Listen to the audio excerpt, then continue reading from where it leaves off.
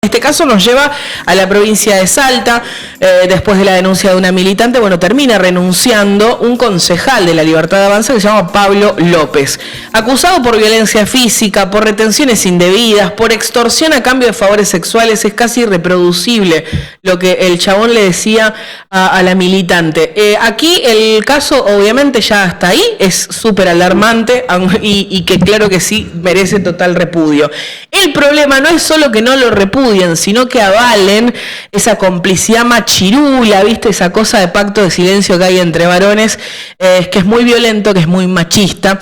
Y lo convocamos aquí para analizar un poco esto, ¿no? ¿Cuál es la mirada también a partir de decisiones políticas que se toman de esta gestión? Y ni hablar, del caso particular.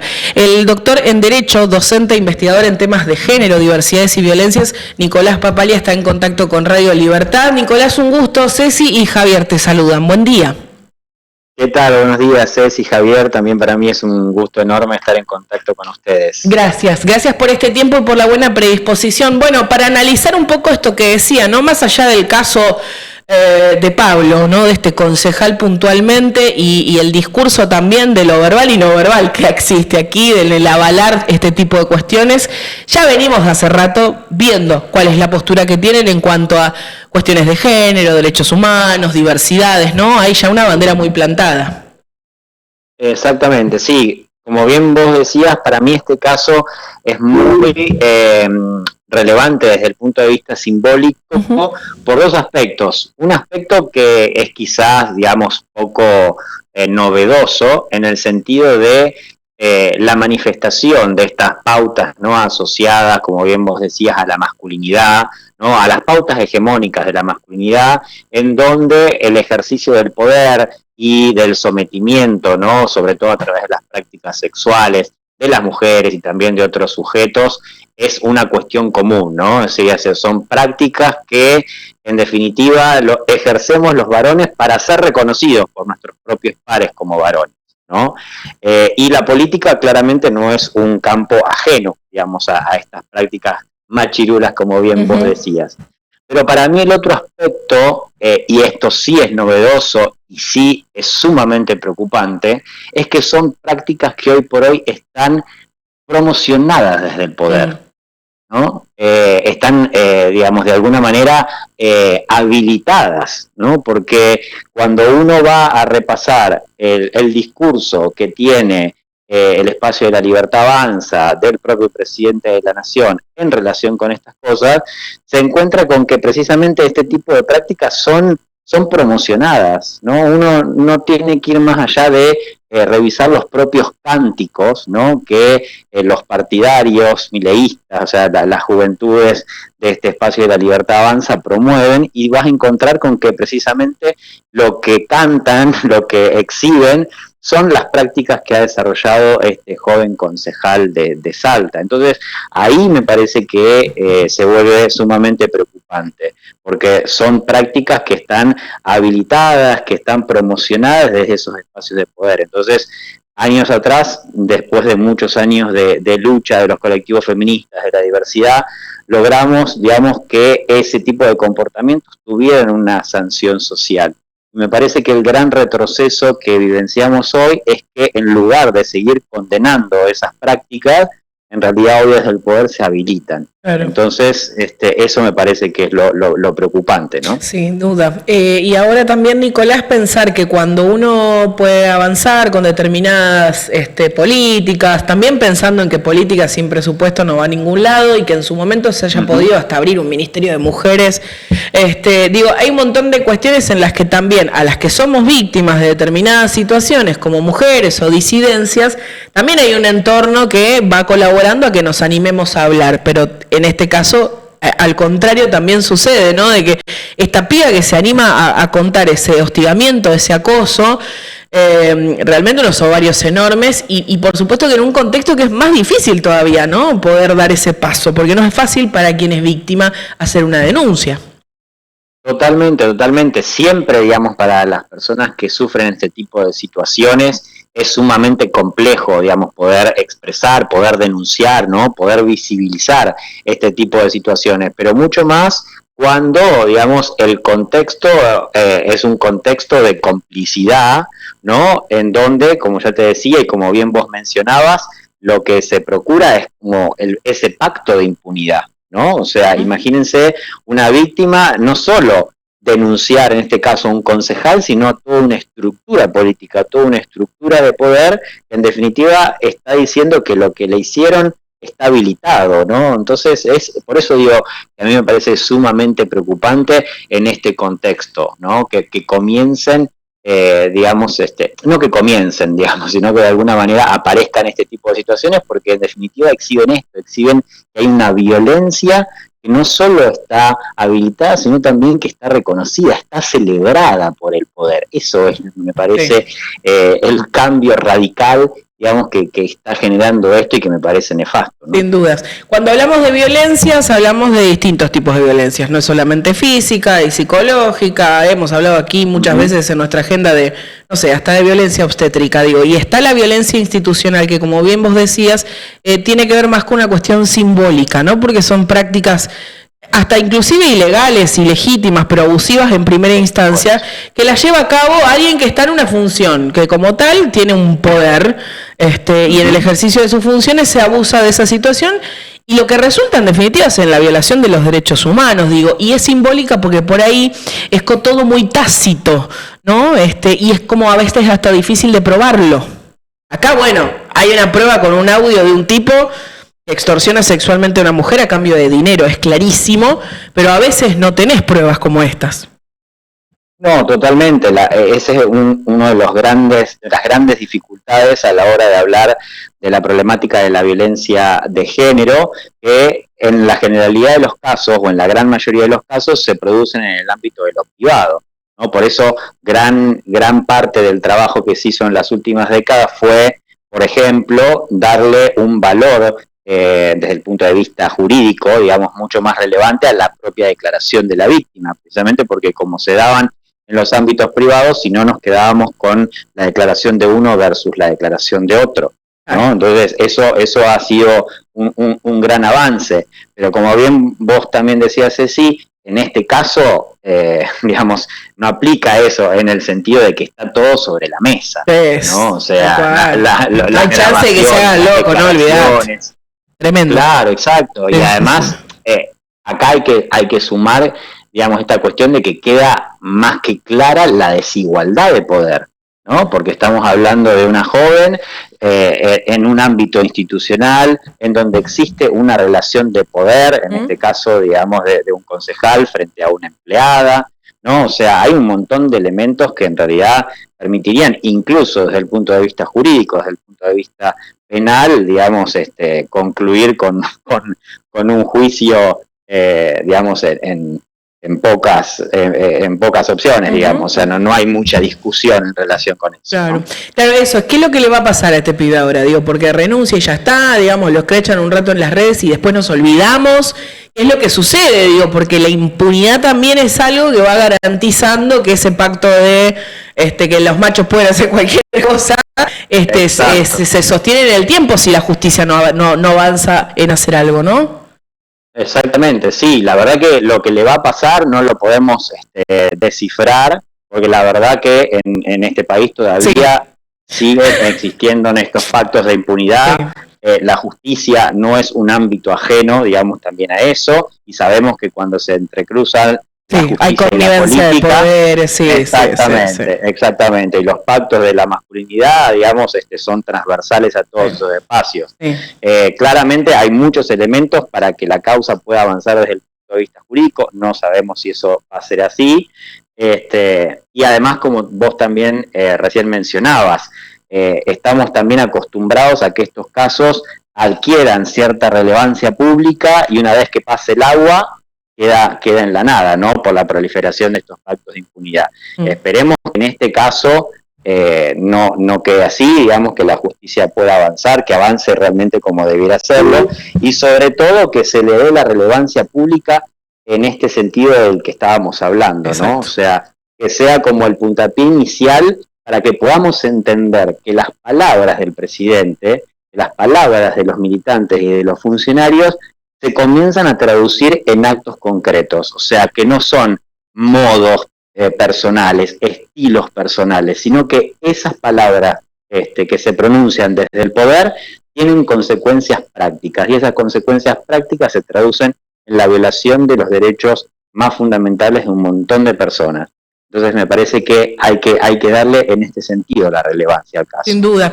Y más allá de la especificidad del caso, Nico, también vale decir que no es una cuestión inherente a los libertarios, digo, violentos, machirulos y abusadores del poder, va a haber siempre que haya alguno en una silla y que se corrompa cuando tenga un poquito más de capacidad de toma de decisión sobre otros, digo. Eso pasó siempre, digo, no es una cosa de ahora. Exacto, porque como te mencionaba al inicio, tiene que ver también con cómo los varones construimos nuestros propios modelos de ser varón, ¿no? Yo siempre menciono esto, a los varones se nos enseña que la violencia es una herramienta respecto de la cual podemos echar mano. Yo lo traduzco en este lema que es muy gráfico, es mientras más violentos, más machos. Es decir, siempre se nos enseña que la violencia, reitero, es una herramienta que tenemos a nuestra disposición y que en cuanto la empleemos, entonces vamos a ser reconocidos por nuestros pares como varón, ¿no? Yo también siempre utilizo este ejemplo que me parece muy gráfico. Cuando somos chiquitos y tenemos un conflicto con nuestro compañerito del colegio, no podemos ir corriendo a la seño o a nuestra mamá a decirle que me pasó tal cosa, no. ¿Cómo lo tenemos que arreglar? En la puerta del colegio a las trompadas, porque eso es lo que se espera de los varones. Entonces nos socializamos desde muy chiquitos con la violencia. Entonces, bueno, este tipo de prácticas son también, digamos, aquellas cuestiones que tenemos que revisar respecto de cómo nos construimos a los varones como varones, precisamente. Porque es algo que se refleja en todos los ámbitos y que no le pertenece a un espacio político partidario. Sí, no, es una cuestión general que así como nos pasa, decíamos, ¿no? Mujeres y disidencias siendo más víctimas de determinadas cuestiones por ser mujeres principalmente, oprimidas pero también el varón teniendo que, bueno, cumplir con determinados mandatos y cosas impuestas que van construyendo también una forma de un actuar, de un decir, de un sentir, la forma en que se vinculan, digo, siempre va a ser desde un lugar, viste, ya establecido por el patriarcado, obviamente, por el heteronorma y un montón de cuestiones que es importante revisarlas. Mira, en mi entorno, no sé cómo es tu experiencia, Nico, seguramente porque te dedicas a estudiar esto te debe pasar, pero en mi entorno yo creo que hay un montón de varones empezando a cuestionarse un montón de cosas. Igual los reacorralamos, hay que decir, la marea feminista los acorraló, pero es una construcción que debemos hacer todos juntos. A mí me pasa con mi compañero, que determinadas cosas las charlamos, esto es así realmente, pero hay que tomar una decisión también, de asumir que han tenido ciertos privilegios y de tomar una decisión en laburar en sí mismos, ¿no? Para cambiar algunas cosas y en esto que llamamos nuevas masculinidades. Tal cual. ¿Sabes, Ceci, cuál es para mí la clave de esto, de este proceso que, como bien vos decís, por favor, tiene que ser ¿cómo? El tip, exacto, el consejito. Algo que bien vos das en la tecla, que tiene que ser un proceso colectivo, que tenemos que hacer varones y mujeres juntos. Sí. Para mí la clave es desarmar que estos mandatos, estas normas de género también nos afectan a los varones, también nos condicionan a los varones. Porque yo, por supuesto que reconozco también el tema de los privilegios, pero es muy difícil convocar desde el punto de venir, vamos a renunciar a estos privilegios, ¿entendés? Es como mucho más difícil esa tarea. En cambio, lo que yo siempre propongo es revisar, concientizarnos respecto de cómo estas normas también nos afectan en nuestra vida, también nos condicionan de una manera, digamos, poco saludable, ¿no? Empezando, por ejemplo, con el tema de las emociones. Los varones tenemos habilitadas algunas emociones como son el enojo, la ira. Ahora, no vaya a ser cosa que vayamos a llorar, ¿no? Porque digamos, ahí vamos, esa posibilidad, exacto, Nicolás. Porque ahí entonces vamos a ser tildados de mujercita, de maricón. ¡Qué maricón, deja de llorar! Exacto, y eso es decir, que nos puede generar cierta suspicacia, tiene un impacto enorme en la vida de los varones. Ni hablar. ¿Sí? Por eso después se nos hace muy difícil expresar un te quiero, ni que hablar un te amo, digamos, o expresar cuando necesitamos un abrazo, cuando necesitamos ayuda, cuando necesitamos mostrarnos vulnerables. Y eso tiene una relación directa con los modelos sociales de género, con cómo se nos enseña a ser varones. Entonces, en la medida en que pongamos en evidencia ese tipo de cosas, me parece que vamos a poder aflojarnos un poco y reconocer que cuando hablamos de los temas de género no estamos hablando solo de los temas de las mujeres, sino también de algo que tiene un impacto directo en nuestras vidas. Totalmente. No, yo también, digamos, a veces traigo a colación el tema de las estadísticas, ¿no? O sea, ¿quiénes son quienes mayoritariamente mueren en accidentes de tránsito? Los varones. ¿Quiénes somos los que también morimos mayoritariamente en temas de suicidio y particularmente una problemática que me preocupa mucho, que es el suicidio adolescente? Los varones. ¿Quiénes somos los sujetos de la guerra? Los varones, digamos, y todas esas son muertes que naturalizamos por esta asociación que yo te mencionaba al inicio entre las masculinidades y la violencia.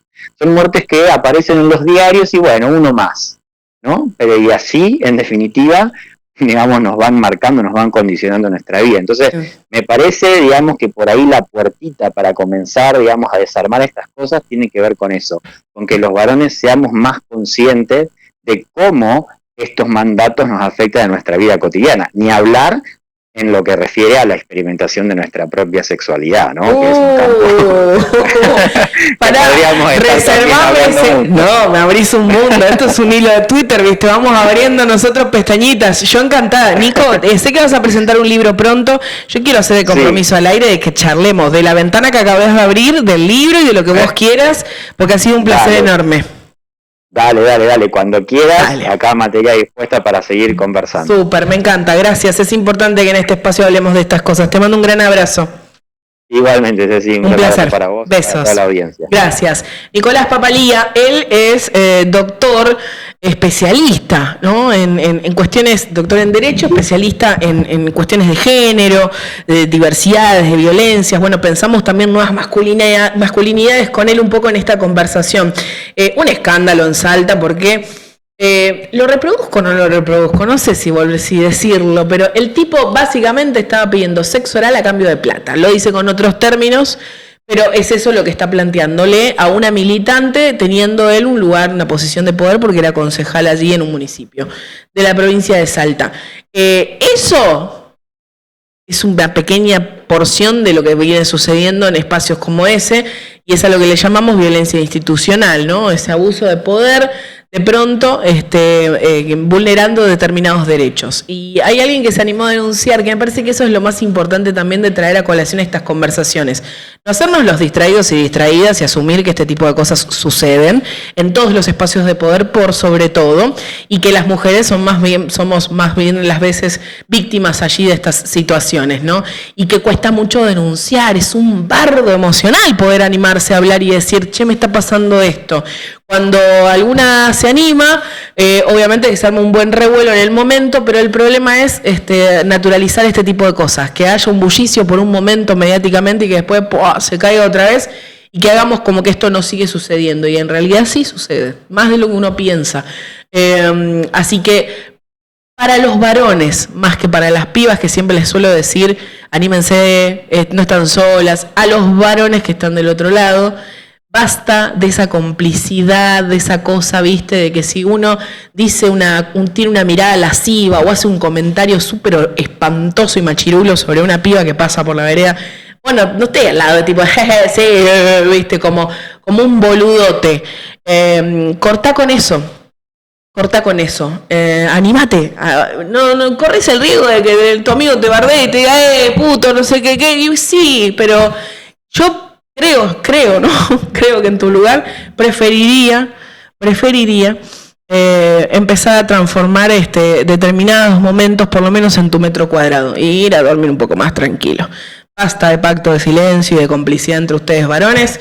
Es hora de... Pónganse los pantalones en serio. Esto es Club Social por Libertad.